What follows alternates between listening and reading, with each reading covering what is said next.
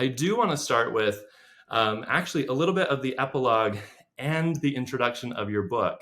You talk about, as a analyst, trying to decide whether or not to, with the stock SIA, and you were a little hesitant to actually say that it should be a buy, and you had a bit of an epiphany and a mentorship moment to actually say, you know what, I'm going to go for it and put my money where my mouth is. Tell us a little bit about that moment. Yeah, I love that story. And I love that you picked up on that because I think you're one of the first people that's ever asked me about this story. So, yes, as you said, I was working on Wall Street. I had been in investment banking and then moved to equity research, where it was my job, my responsibility to build a financial model and then make a recommendation on whether the stock was a buy or a sell or a hold. And so I had spent months building this model. It was now time for me to go public with my recommendation. And the numbers looked very good, but the stock was up a lot. And Hmm. so I was very concerned. What if I put a buy on the stock and the stock goes down?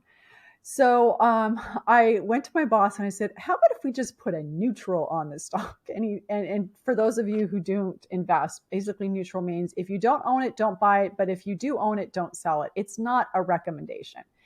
I had one colleague call me a shrinking violet, which I completely own.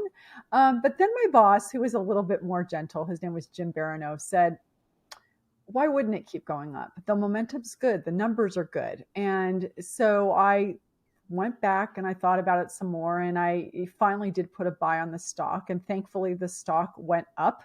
But that question that he asked me of why wouldn't it keep going up really led to a deeper question, which was, do I believe that people can keep going up? Do I believe that we can continue to grow? And it's been 20 years since that question. I posed that question to myself, and my answer is a definitive pound the table yes. That we can continue to grow, that we are wired for growth, that human growth is unbounded, and that the more we grow, the more we can grow. And so that's the premise, that's the foundation of the work that I do, is helping people operationalize this notion of, okay, if you grow, the more you can grow. What does it look like and how do you do it? And I love to connect that epilogue actually into your introduction. The very first sentence is growth is our default setting.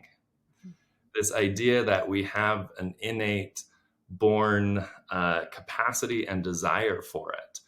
You go